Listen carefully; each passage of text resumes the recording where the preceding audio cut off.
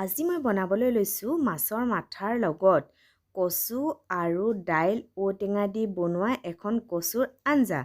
যাৰ কাৰণে মই প্ৰথমতে এখন কেৰাহীত তেল গৰম কৰাৰ পিছত মাছৰ মাথাকেইটা ফ্ৰাই কৰিছোঁ।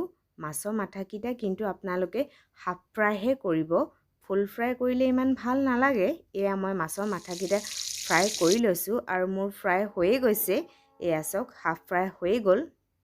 মাছ ভজা কেৰাহীখনে মই ব্যৱহাৰ কৰিছোঁ। ইয়াতে কিন্তু মই আৰু অলপ তেল দি লৈছোঁ আৰু এতিয়া মই পিঁয়াজখিনি দি অলপ ৰঙচুৱা হোৱাকৈ ভাজিম। আৰু এতিয়া মই দি দিছোঁ নহৰু কেইফুটামান আৰু এতিয়া মই ইয়াতে দি দিব লাগিব অলপ হালধি, কাৰণ হালধিটো আগতীয়াকৈ দিলে মানে দাইলত ধুনীয়াকৈ ৰং উঠে। আৰু এতিয়া মই ইয়াতে দি দিম দাইল আৰু লগতে দিছোঁ কঁঠালৰ গুটি।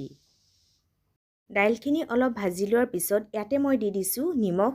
নিমখ আপোনালোকে নিজৰ জোখ অনুপাতেই দিব, কাৰণ সকলোৰে নিমখৰ পৰিমাণটো বেলেগ বেলেগ ধৰণে হয়। আৰু এতিয়া মই ইয়াতে দিম কচু, যিখিনি কচু মই প্ৰথমতে বইল কৰি কিনে পানীখিনি পেলাই লৈছোঁ।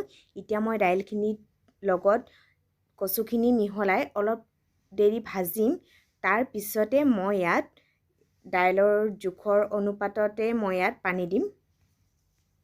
পানী আপোনালোকে বৰ বেছিকৈও নিদিব, কাৰণ এই আঞ্জাখন যদি পানী বেছি হয় খাবলৈ ভাল নালাগে, যিহেতু পানীখিনি উতল আহিছেই।